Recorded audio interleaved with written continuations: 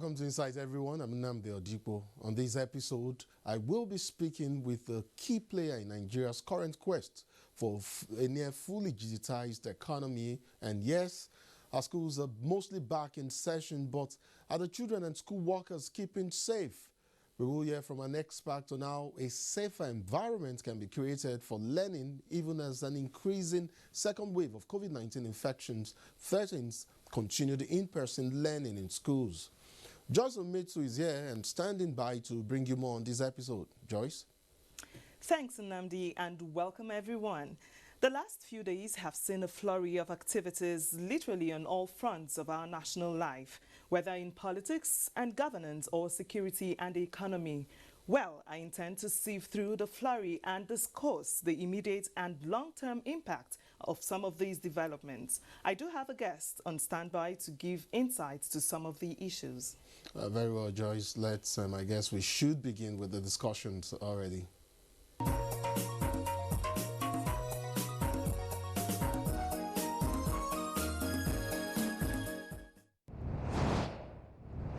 Sometime in 2020, the federal government launched a Digital Nigeria portal and mobile application in furtherance of Digital Nigeria, the Digital Nigeria program, kick-started by President Muhammadu Buhari.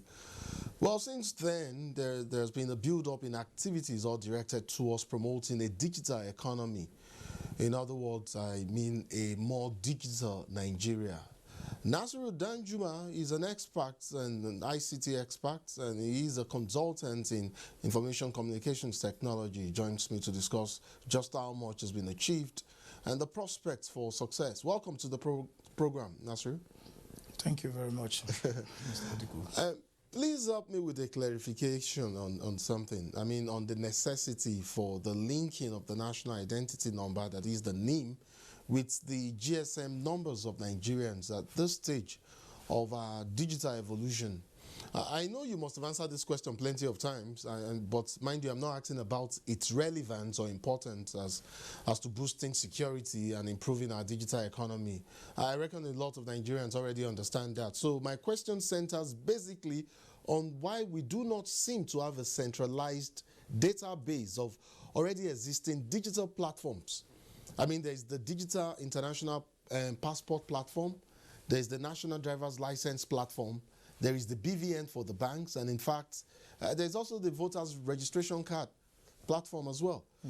Why is it not possible for us to use one or all of these platforms, you know, for the issuance of the NIM, of the national identity number to Nigerians still alive, instead of taxing people to yet again go out and repeat a similar process they may have done, I mean, or undergone before?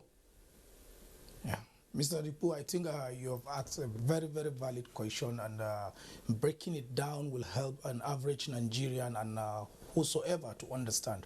First, when you talk about digital economy, you're talking about the digitalization, computerization system of business, economy control towards the technology. If you look at the world at large, mostly for the past 10 years or 15 years, the economy aspect of the world, digital economy has taken over more than 20% of the global economy. Then in Nigeria, we're not different. Look at last year. If you look at the economic indices that was given by the Nigerian Bureau of Statistics, if you look at the quarter during the coronavirus, actually the technological aspect gets to have more impact positively instead of negatively. So if you're looking at all those things, and if you look at the global market that we partake in Nigeria, a lot of Nigerians buy things based on and we get it delivered to our doorsteps, or it gets delivered to, like, let me use Alibaba for example. Yeah, Amazon, Alibaba, yes, there are actually a lot of them. They deliver it here, not at doorsteps like Alibaba, but they deliver it to NIPOST. Yeah. And even our securitization based on identification, it's done end to end. That thing will, those goods will have been delivered into our individual doorsteps. Then I'm trying to lead you. They trust the NIPOST, is identifiable, is locatable, and that is why they are using it. Now, you talk of NIM and you talk of the having a national centralized identification, the NIM, you database. talk Yes. about the International passports level, you the talk about BVN. the bank BVN, Yeah. you talk about the voters card. First, let me start giving you things that will make you understand the difference between Please go national ahead. identity management. First, international passport is not a compulsory identification. It's an identification for the privilege that need to use the service of passport to travel. And it comes at a fee for the individuals. One. If you talk of the voters card, it is limited by age. So, certain people will not be registered if they are not eligible voters. And you know, when you talk of voters, the kind of country we are, there are people that just feel, I'm not partisan, I'm not a politician, I don't want to partake in politics. So all those people are limited. That means the system will not have their record. Some are even limited to the national vote, the voters card, based on cultural or religions affiliation. Some will tell you that my religion's belief doesn't believe in voting. Some will tell you his cultural belief doesn't believe in voting. So by those reasons, that person will not register for the voters card. That's for voters card. If you come to bank, the bank verification number, I think if you go with the CBN and the National Bureau of Statistics, I think the unbanked Nigeria are still up to 80%. So how do you identify with those? So the rationale is the because national identification. If you notice now, even the minors, the babies, they are all being registered on the national identification. So we started before the national identification or that form of identification, but the national identification is the most vast, flexible, and dynamic identification system for us Nigerians, because there are some, if you check, there are some attributes of the national identification that does not exist in the bank verification number, and there are some again that does not exist, is not even needed on the international passport, and there are some again is not needed on the voters card. So by breaking it like that, I think okay, I'll take the explanation that it's more expansive, okay, and so it plays a much bigger role. But again, I'd like to play the devil's advocate here and ask you about the scope and metrics, because you already made allusions to the digital economy. So I'll ask you about the scope and metrics of our planned digital economy, knowing fully well that meaning and metrics can both be limited and divergent in terms of measurements, of course. What is the feasible scope of relevance of Nigeria's digital economy? Are we looking at a situation where ultimately there will be the use of ICT in all economic fields? Sincerely speaking, when you look at the digital economy that we're talking about, Nigeria will not play as an island. Nigeria will not play as an extreme or not an introvert or extrovert. It must play flexibly within the global economy. If for the past 10 years up to now, the global GDP of the economy, world economy, 20% of it goes to the ICT-based technology. So, and Nigeria, look at our population. Look at our knowledge, our talent. Look at the vast landmarks that we have, the problem of road transport, security, and other things. With digital economy, that means a lot of us don't need to travel, don't need to move. The operational expense of every Nigeria doing business will reduce. And if operational expense is being reduced, that means that expense, you're going to capitalize the fund for it. A lot of people from the urban and rural areas, when you look at it, we play part in the digital economy, but we just don't understand, because we don't understand what the government maybe means by digital economy. It's just a matter of breaking it down. A lot of people use their phones to do businesses. A lot of people use the Facebook platform. A lot of people use the WhatsApp platform. A lot of people use the Instagram platform. Yes, and people patronize. Look at the Uber. Look at the Bolt. The Bolt started. These are examples of very successful, e-platforms that have grown. It will be more successful if the digital economy we're talking of is being securitized more. How can it be securitized more? It's one major way of getting it well securitized is this national identification. You know, naturally, it's quite interesting, but in the recent past, I attempted to gauge the growth the growth rates of digital economies across the world. I know for a fact that potential growth is higher and faster in developing countries like Nigeria. Yes. Well, would you say we are truly and currently in a position where barriers can be surmounted to spark innovations in various economic fields? It will if we get the securitization right. You see, security is the bedrock of everything, of every business, social, religious, whatsoever you call it. With security, and the sweetest form of security globally is this what they call digital securitization, which is interrelates 100% with digital economy. Let me give you an example. I was privileged to travel not up to 2 years when the new international passports was issued. So I renewed my passport. If you check the new international passport, the national identification is there. And you should know for sure that your national identification is linked to your BVN. And your BVN is linked to your account. Your account, that means your account is linked to your international passport. Your international passport is linked to your phone number. Your phone number is linked to your national identification. So in that, there are channels of control securities. If they don't get you towards one angle, they will get you towards the other. So imagine you're relating with an average Nigerian. You don't know me, but with my national identification, it gives a comfort of you will do any business with me. Because I can verify a lot of things, it will reach a stage that all those data would be grouped and harmonized in a one system, whereby with just your national identity, you get all.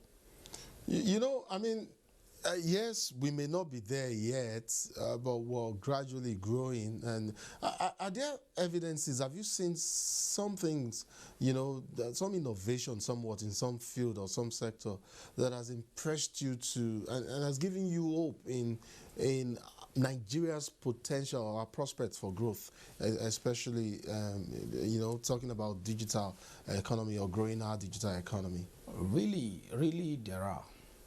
I happened to go to an institution. Last week I was in Jos to write the accounting examination. I'm trying to know more about accounting. Okay. And just through my phone, I was asking about certain registration details, and through the phone they just said, no, just go to the website. You will get to do everything. And everything I was looking for, from the material to the study center to knowing where I will write my exams, everything is on the e-platform. Yeah, but isn't that just ICT application right now? It's not just, yes. It's not just I would consider that ICT application. But in terms of innovations now, what do we have on ground? What are you seeing as an expert? What are you sensing? There are a lot of, you see, like the education system, it's fully going digital. A lot of people without going to school, what we used to travel out to do, we're doing it in Nigeria. And there are a lot of youngsters that are coming up with innovative ICT application. Okay. That is just like the way an entrepreneur just look at the system, see the limitations, and create a solutions. So now a lot of entrepreneurs are going back to creating platforms of solution, and they are selling it.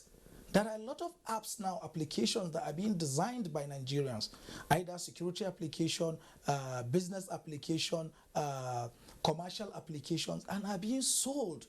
And we're getting the values, not even sold internationally. We locally here are valuing those applications, and we are buying it. And they are being designed by our own local people.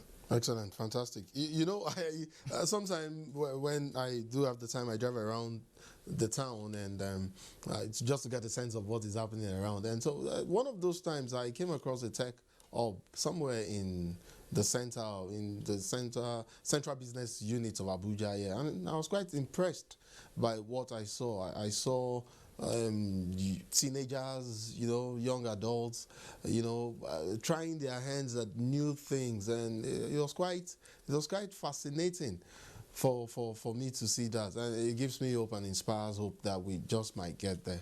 But there's an issue I would like to take you on. It's the issue of data privacy. I'm aware Nigeria recently joined the rest of the world to mark the Data Privacy Day. Can you explain, if you can, to us how data privacy guarantees protection and how it factors the rights of a user.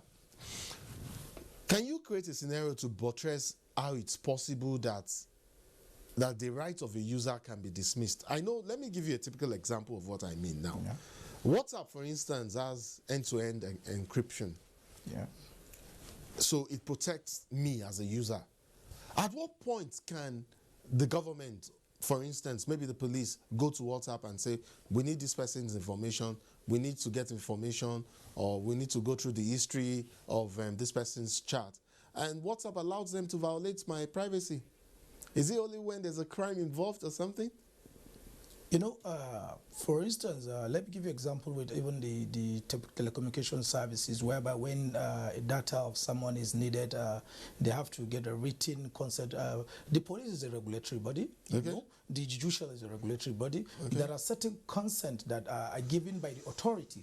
The constitutional authority of the government of the country gives those rights. And as a citizen first, you know your right and you know what you're meant to. It has to do with you know, in everything you do of life, that is the ethics, the ethics of it. Whereby you look at, okay, now they are looking for this information for security reasons. Before they reach the end of even getting those kind of information, because of the identification system, identification gives a control system. A lot of facts must have been given before even needing to enter your privacy. And all those privacies, there are rules and regulations guiding it. Before it violates, look at the options of it protecting your own privacy first before violating it. It's just like now, okay, you gave an example of the police. Yes. Before police comes to you and asks you like that you're a suspect, you should think of the positive aspect of the police protecting you before coming to you as a suspect. You sleep well, you walk well, you move around well, you know, you relate well. It's because there is a system that you have in your mind, knowing the police, all the security arms are working rightly. Let's quickly move along here. We're losing time. I mean, you know, I'd like to take you up on the issue of big data analytics, because that is actually where the world, I mean, it's driving innovations in various spheres of life. I know we may not be there yet, but I mean, emphasis is currently being placed on health and public safety now as we tackle the coronavirus pandemic. I mean, you're an expert. Why are we not taking advantage of the power and potential in data analytics to prefer workable solutions to public health safety issues, for instance? Sincerely speaking, I would say we are, but we're not taking it to the level we should. Okay. Let me start relating it from the governmental side coming to the private side. For the government to even create a ministry called digital economy, yeah, you should know the will is there. And for them to even have the will, they must have seen the analysis of the data that if we do this, it will bring value. Yeah. So by just those two things from the government side, and if you notice that, you understand, the government is not just doing that. It's doing that because the private and both the public have come together to say, this is what we need. It is that same data that is used. Now what I think we're doing is it's centralizing the data, and to also us to get a more directional figure that will be used for good analysis. I hope it works for us. I hope the database is established, and I hope we're able to use it for various purposes. I mean, positive purposes. I do hope. Finally, Nasri, before I let you go, I mean, you are a well-traveled man. You're well exposed. You and I have been to other climes and have observed what is happening. Do you think we'll get to a stage where internet data connectivity and service would almost be free and can be accessed in public places like airports, like you go abroad, and actually just some of our sister West African countries, you'll be able to just log in as soon as you're in the airport or something for free? Do you think we'll ever get to that stage where internet services might just be relatively cheap and affordable just for everyone? Let's look at it from a realistic point of view. We will, but even those countries that you're calling it free, it's not free. some organizations are taking up the expense. Oh, okay. Maybe So it's towards- subsidized so somewhat. maybe Can we towards get their- a, towards when their will we social get to, I mean, that kind of situation? Yeah. We will. We will. Okay. We will. Okay. Why I said we will, okay. Some institutions, they do those kind of social responsibilities so as to get the data of usage and get analytical Indeed. figures so as they use in boosting their market. If you go to some countries, if you go for you to register and use the free you key in Wi-Fi, certain there are personal certain questions details. Yeah, details, that they ask. yes. They might not even Yes. ask you personal questions. They just, why are you there? From which country? What are you buying? What shop? You know, your phone number. Yeah, Those data are the true. things that they use to get statistics of people there, to get the directional of what they need, how they need, and how they even service them. So with much centralization of data and getting it more accuracy, a lot of, without the government coming into that aspect, what the government is doing is to create the platform. You and I, maybe will, through entrepreneurship and other form of businesses, will come and give those free services so as to get some access to information in We're return. totally out of time now. Nasiru Danjuma Usman, ICT expert and consultant, I want to thank you so much for coming on Insight. Thank you very much, Mr. Edi.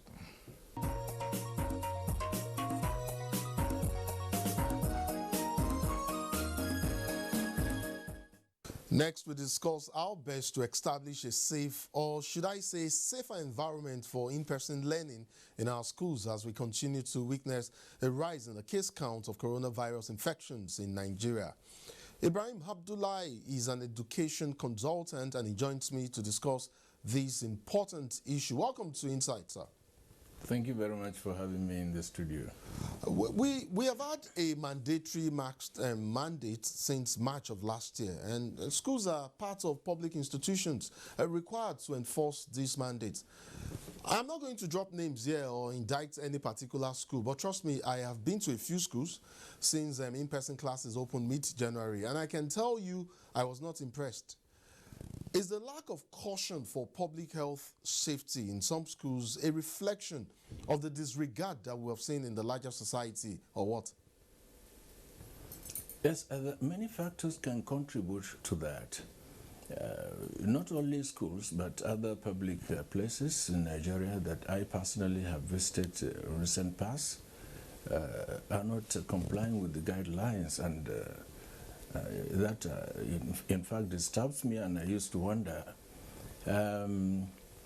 But you see, schools, as you remember, is part of the Nigerian system, and these are places that have people in it, particularly young ones.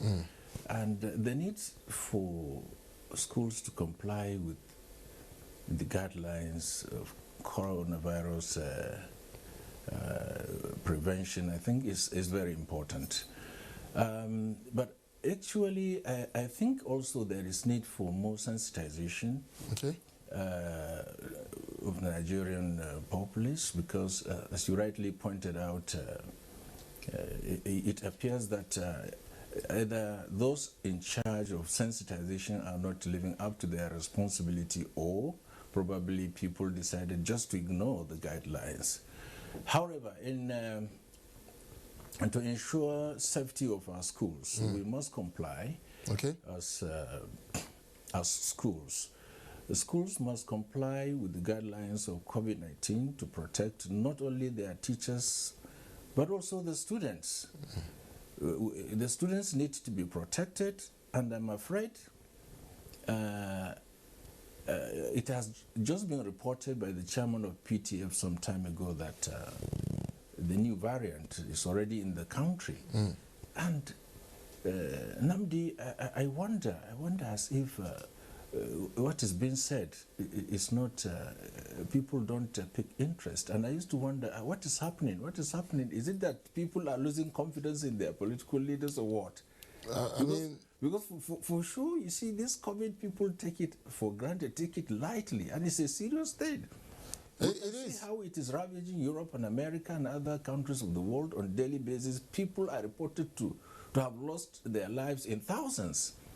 I think these are lessons for us to learn, and then stay safe. I mean, the classrooms are quite, school environment, it's quite a sensitive environment, and one would expect that schools, I mean, these are requirements set for reopening of schools. One would expect that schools management will comply. I am quite concerned over the enforcement of the health protection regulations, recently signed by the president, particularly how it affects schools.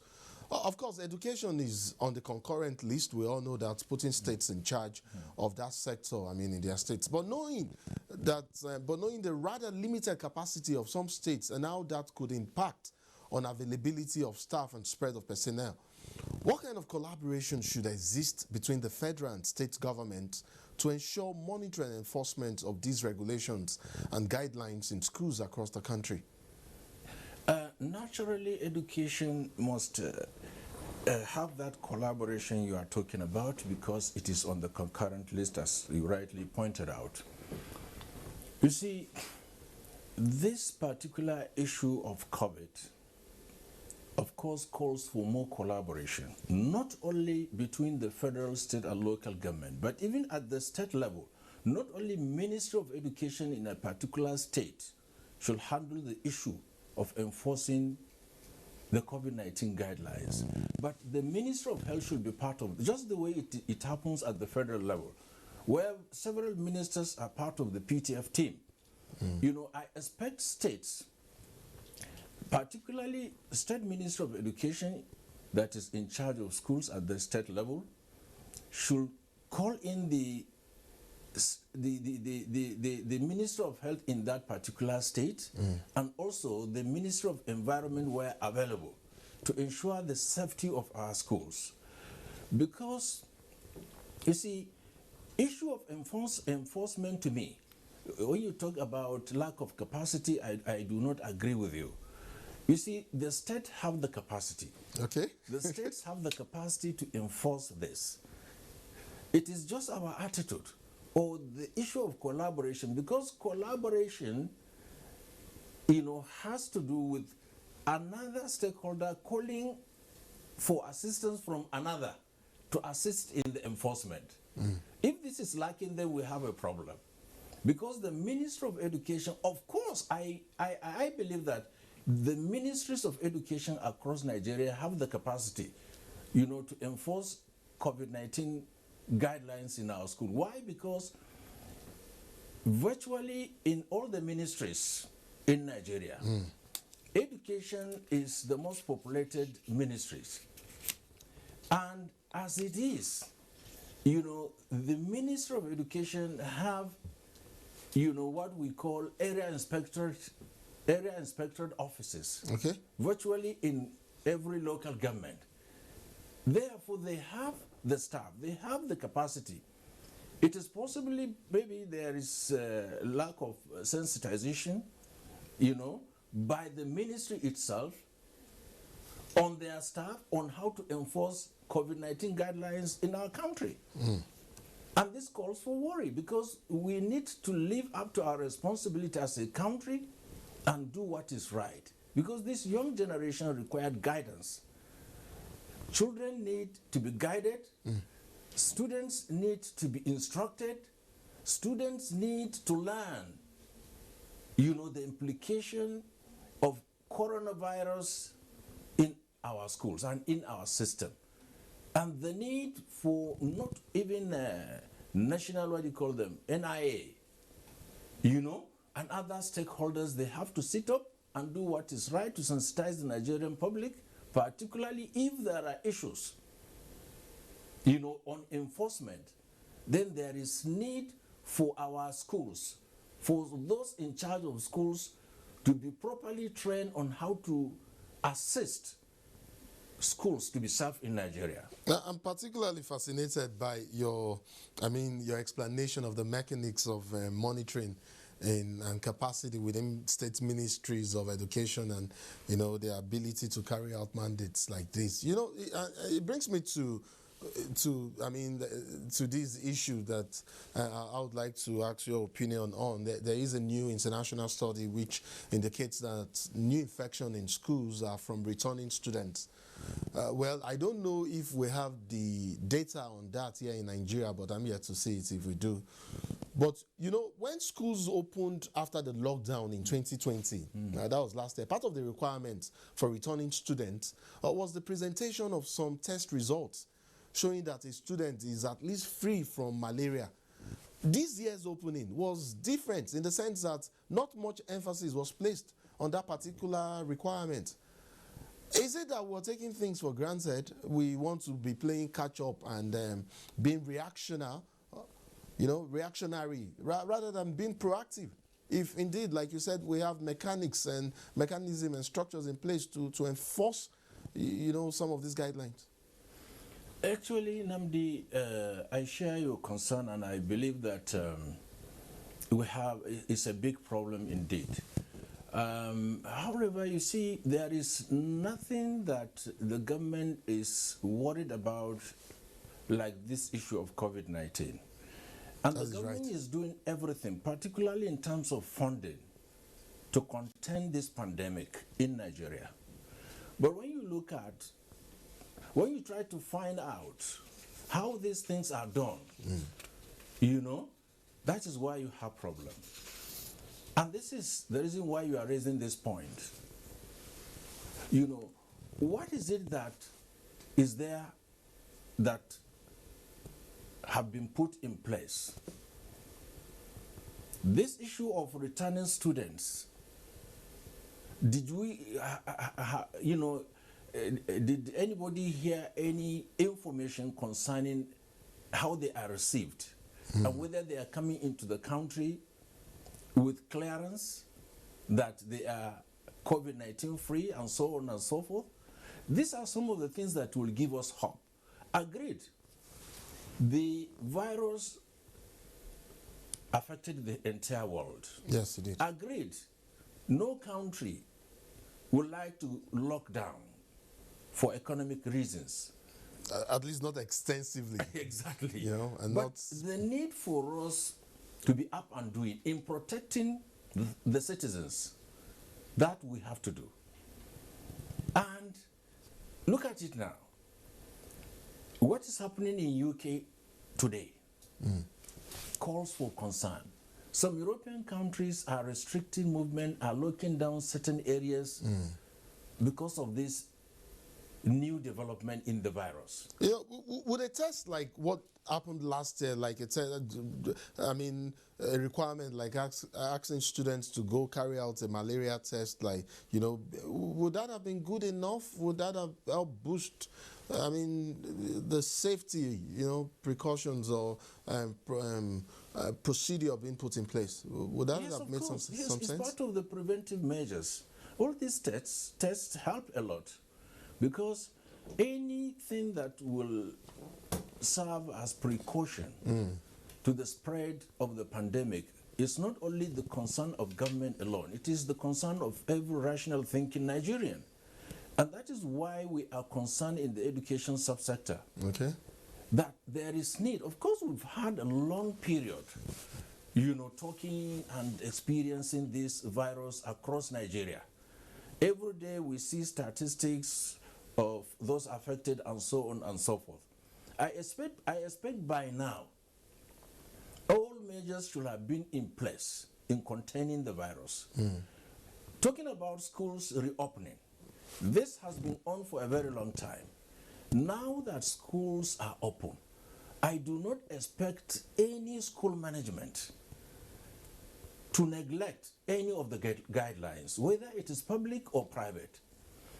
The issue is about items like running water in our public schools in particular. Okay. I know schools where they have running water even down to the classes. I know schools like that in the private sector. Okay. But you see, in the public sector, public schools, first and foremost, they have even challenge of drinking water in their schools. I expect part of the incentives, that will be provided to these schools will include borehole facility where it does not exist, because running water helps a lot. Is the major thing in containing this virus. So state governments across Nigeria have that responsibility of ensuring that schools in their domain have running water in the school at least, even if it cannot be connected to the classes. Okay. Okay. If we have this, you wouldn't have even talked about your experience of going to school to see how it look like. Yes, in fact, but we all know now that, you know, it is mandatory for public institutions like schools to put these guidelines or non-pharmaceutical measures in place as a matter of law now, based on the president's assent to the health prevention regulations. But very quickly, moving on now, I would like to, I mean, we know that we're expecting vaccines to arrive the country soon, and of course that inspires some appreciable level of hope. Is it possible to consider teachers as essential workers at this point, and perhaps consider them alongside the first set of people to get vaccinated when the time comes, just so that we get some peace of mind at least about the safety of the school environment? And Namdi, let me tell you, the first group of people to be considered are the health workers who are in the front line. Of course. I'm saying, do we... And the second... Okay. are supposed to be the teachers. Then you go to the communities and get the elderly and vaccinate them. You see... Why are you picking teachers ahead of the elderly? Well, elders are elders already.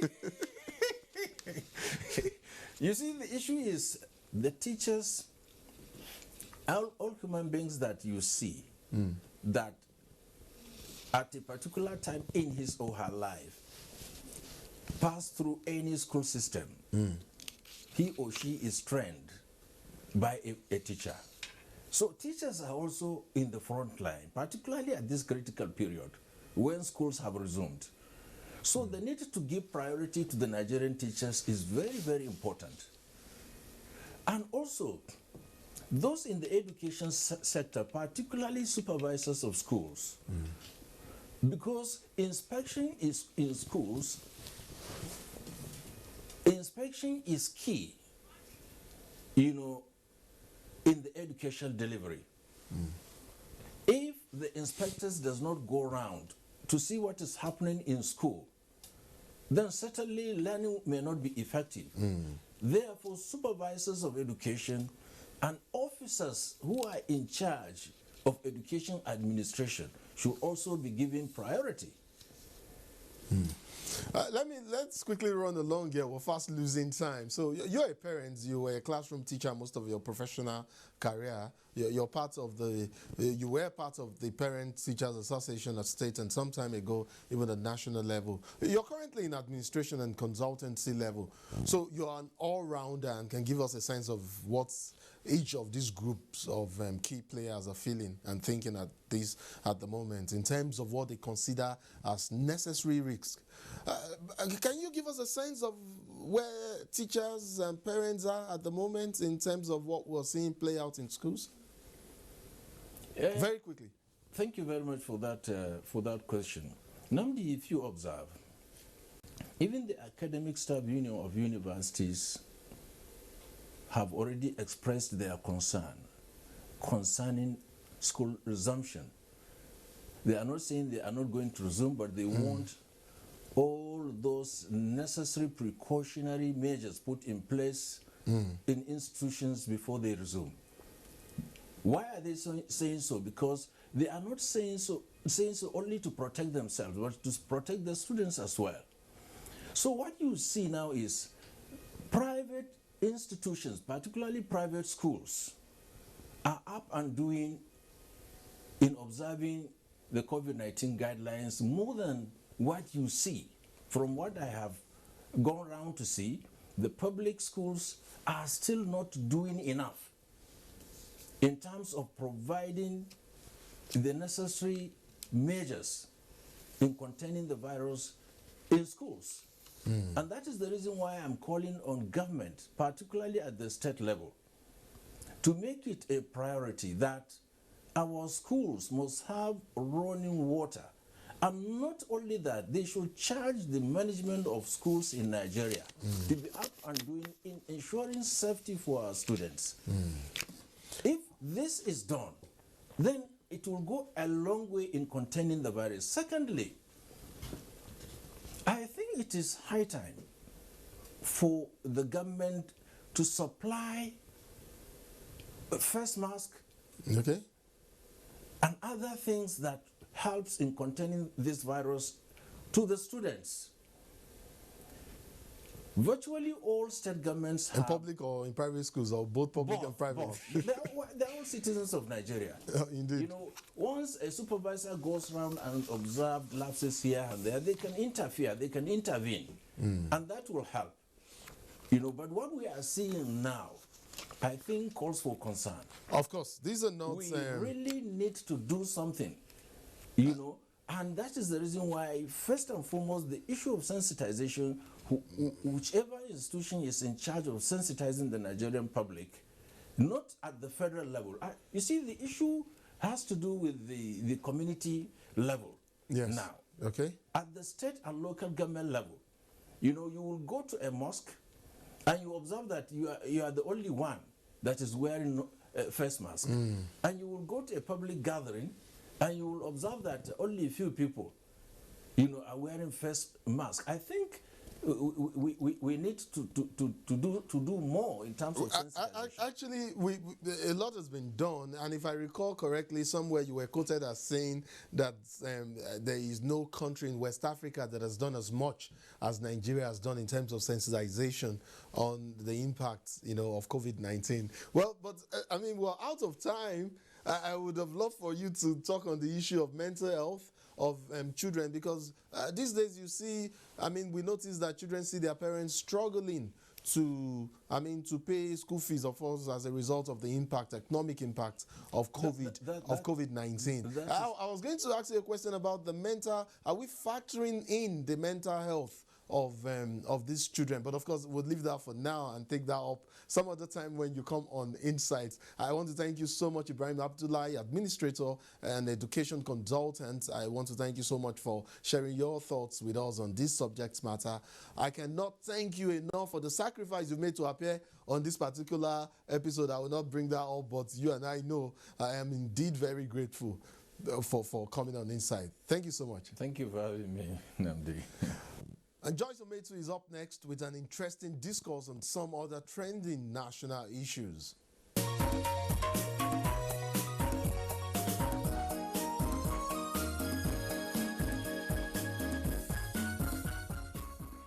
Many thanks for joining me on the Media Review segment. Now, every society across the globe has its fair share of problems. These problems can, however, be solved easily where people understand and live up to their social responsibilities. Now, the solution starts with acknowledging the problems and understanding them. While some people believe that social problems have to be solved by the government, the fact remains that identifying a problem as a social one allows the society to use its communal resources for its elimination. We will take a look at certain decisions taken recently by the government in addressing some social issues affecting the citizenry. Now, from the change of service chiefs to the signing of the Health Protection Regulations Act and the fisticuffs which trailed the public hearing of the Petroleum Industry Bill. Dr. Akinreti Kasim, former chairman NUJ Lagos chapter, joins me now via the telephone to discuss some of these issues. Thanks for joining me on Insight. Yeah, it's a pleasure. All right, very well. Let's begin with the change of service chiefs by President Muhammadu Buhari. What is your position on how that is likely to impact on morale and improve the fight against insurgency in the Northeast? Yeah, appropriately, the president has listened to the voice of reason, the current call by all Nigerians that we need to rejig the security architecture, right. And he has changed the service chiefs appropriately. And those who have come to service now is because it's a call to service for 4 of them.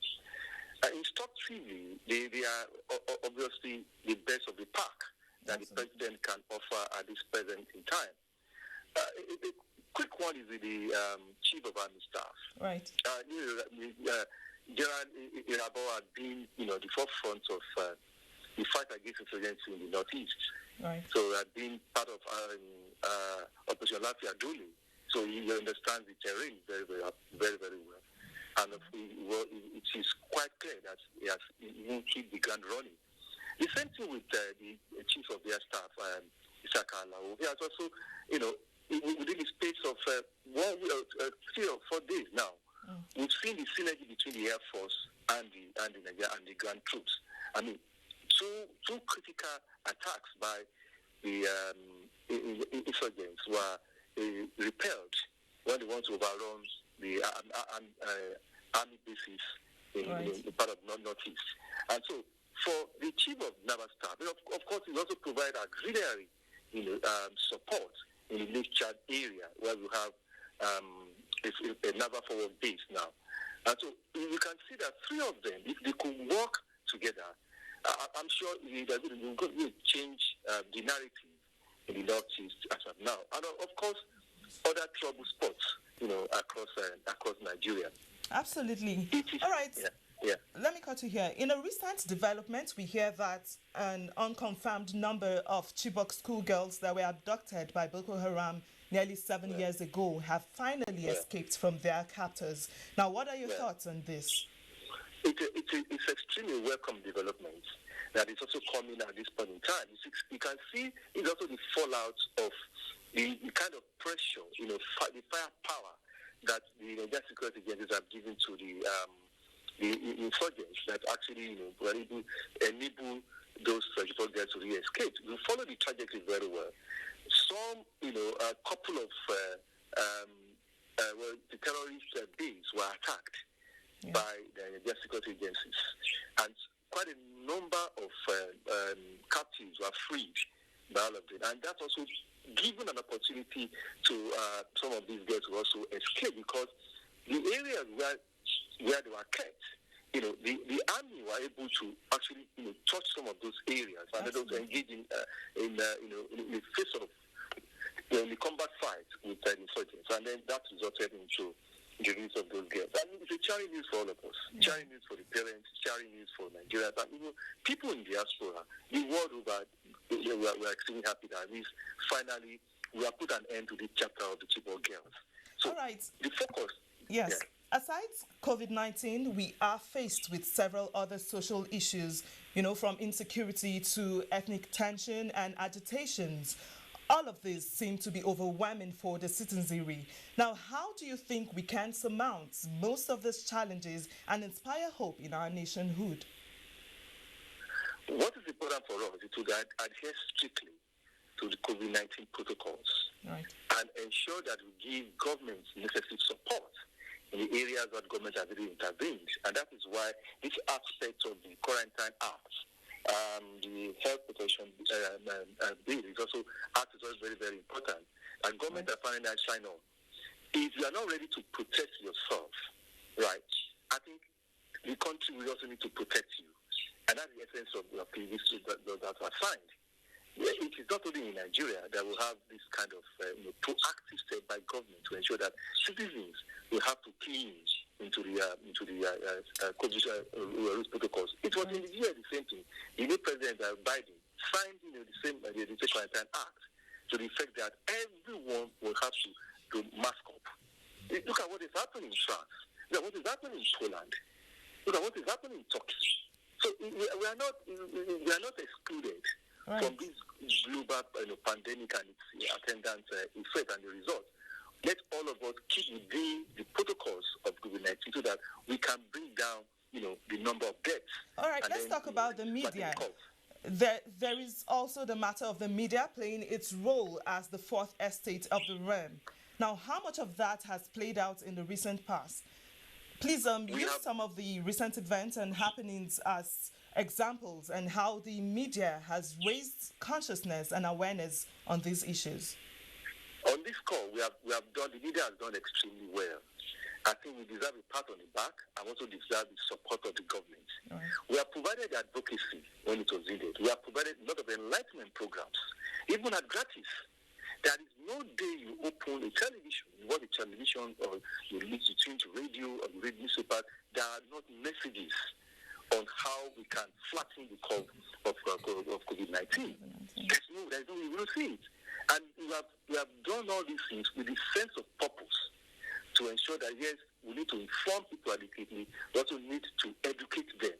And of course, also need to entertain them, because there are some musicals that have been developed along with, with the COVID-19, which are quite rabbinic, and that were being put in at appropriate time to suit our nerves. And apart from that, there are so many editorials that have been written on the issue of COVID and the challenges we are facing now. And the media has also been at the forefront, even to cover some of these. You can see the recent things we did. The NTA, Voice of Nigeria, FRCA, and even TVC did special documentary unfolding, unearthing, exclusive about what happened at the association centers. So, seeing is believing. Nigerians are now know that, yes, it is true that COVID-19 is real, and there is a concerted effort to ensure that we're able to flatten the curve. And that, I think, the media have done creditably well. All right, Doctor, let me take your attention to the misunderstanding which ensued among the representatives of the oil-producing communities in the Niger Delta during the public hearing of the PIB at the National Assembly. Now, do you consider that a show of shame or a fallout of years of indecision and delay, and a function of rising frustration among stakeholders? Well, for me, I think we have to tread cautiously. In my local parlance, if the ocean is surging forward, you can't say because of that you are not so good to rush in, and you will be swept away. Oh no, that is the local parlance, the adage. Look, PIB bill has been at the front burner for quite a while. Successive National Assembly have failed to even get to the extent of where this present crop of legislators had gone into, National Assembly had gone into. And so we must, at a point in time, believe in the system, that the system will work and will correct itself to bring about the desirable change. You see, there are so many pressures that we need to understand internally and externally against this PIB bill. So if on our own we will not also, be extremely patient and very, very tactful on how we are going to, manage the situation, at the end of the day, these things might not come to pass. Okay. So all I think we need to do now is to be patient, to be extremely conscious of what we are doing, engage our National Assembly members productively so that we can get the desirable results. Talking about ethnic tensions, what is your view on that? Well, again, we just have to take it easy. There are a lot of so many undercurrents. 40 lines that existed in this country for a long while. That include the issue of ethnic chauvinism and even the issue of religion. And so we must see, for us to have a varied country, varied nation, all of us must do two things: tolerate ourselves and then speak truth to power. Finally, government, as the CBN, must also see how they are going to coalesce all our interests, right, and also give an assurance, because that's the primary responsibility of government, to safeguard lives and properties of the people. So government and the people must need to work together hand in hand to ensure that we have a conducive and peaceful existence. Thank you very much, Dr. Akinreti Kazeem, former chairman, Nigerian Union of Journalists, Lagos chapter. Thank you so much for joining me on Insights. I appreciate you. Thanks a lot. All right. And that's where we call it a wrap on this segment. If what we have witnessed in January is anything to go by, then 2021 promises to be an eventful year. Anyway, we will be here to always bring you insights into all that matters. My name is Nnamdi Odipo, and I'm looking forward to being here again same time next week. And I am Joyce Ometu, also looking forward to bringing you the next episode of this program. Do remember to stay safe, take personal responsibility for your health, and embrace some level of responsibility for the safety of others as well. As you well know, public health safety is a collective responsibility. See you next week.